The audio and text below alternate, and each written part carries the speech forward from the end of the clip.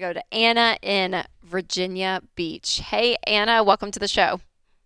Hi, guys. Thank you so much for taking my call. Absolutely. How can we help? I am in a situation with my father who took out a Parent Plus loan for not only me, but both my other siblings as well. And there's a total of about $200,000 Whoa. in debt. Yeah, in just his name. It doesn't seem to be a worry for him, but this has been something that is constantly on my mind since I worked hard to get myself out of my own debt in my name.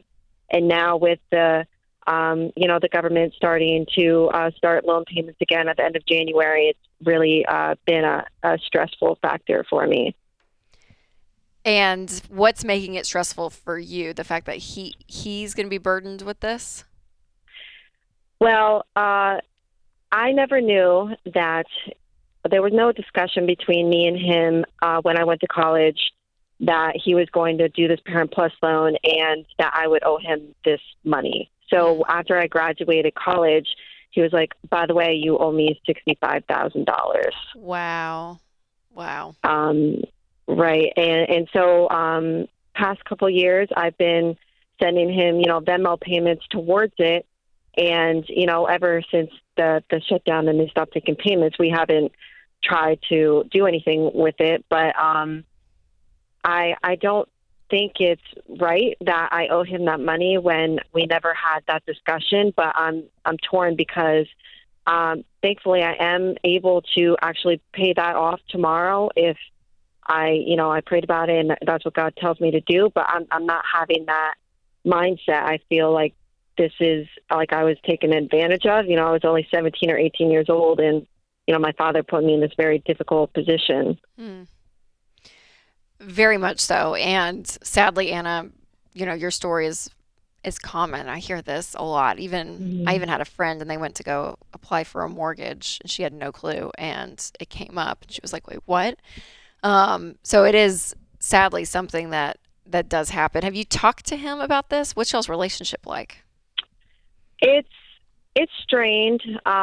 He left my family when I was 12 years old, but we tried to mend that relationship, but there's definitely some anger still and resentment toward, like, with us, mostly on my end, but even more so because I have this financial burden with him. Even though it's not legally tied to me, I feel morally like I need to help him out with this since he's in, with my siblings, $200,000 of debt. He can't pay that off, and I don't want my father to go bankrupt. So the conversation really always ends up in a screaming match because I care more about it than he does. He's on the public loan forgiveness program. So in his mind, after, the 120 payments, the rest will be forgiven, even if the interest is capitalized. Yeah. But that means 7 more years of me being financially tied to my father. And I don't know if I can do that or not. Yeah, this sounds like an emotional and relational decision more than a financial one for you. You have the Yeah, money it to really pay it is. off, I do, but it would be all of me and my husband's savings including your emergency fund, or is this outside of that? outside of that. Okay. I mean, to me, I know you can put a price on it and say, yeah, that's 65,000 in savings, but to have that weight off of your shoulders, out of your life, and to at least resolve your end of this relationship and to be able to let go of that, I'm weighing those options going, I may just pay this and be done with it. Because right now it feels like it's weighing on you, maybe even more than him. Well, the thing is, too, Anna, you're not going to be able to control him, right? So he could sit on this, like you're saying, for 7 more years, or even if something happens with the loan forgiveness and it's not forgiven, even for like it. And so there is a level of accountability he has to have that you can't have for him. That he was an adult when he signed this up, and and as harsh as that sounds, it's true. I'm like he signed this, so he knew what he was getting himself into. Whether he truly could pace out the entire future of his life, no. But he's the one that signed. So that responsibility is not on you. But your name and education, not name, but your education and your experience is still tied in a relational aspect back to this loan. So and I hate it because I'm like, man, I know you worked hard. You have savings in the bank and all of it, but there is this level of just as John Deloney would say, just mental health of just not having the stress, not having the relational strain, and the fact that it was your education, even though I know you were 17 and there was a lot of manipulation in it and you didn't know about it, all of that.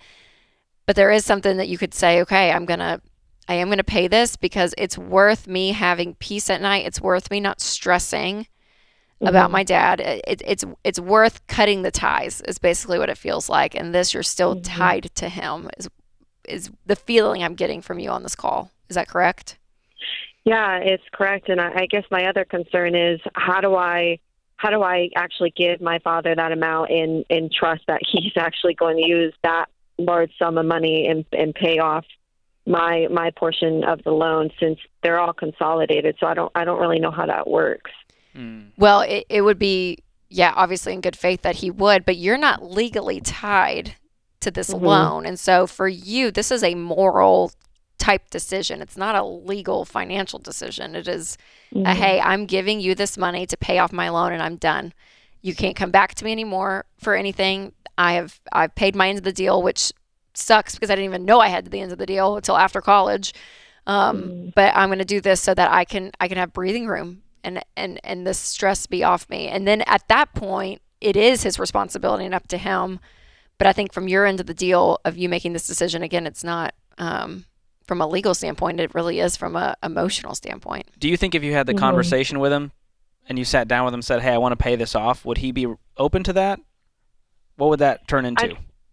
I think he would be, he's totally fine with living in this debt. And I believe based off his, expenses that I see, that he's okay with putting himself more in debt. And that's basically more than half of America being okay with that kind of mindset. But I think he'd be okay with it. I think he wouldn't understand it, and he would try to convince me just to do the payments, to do the public loan forgiveness thing.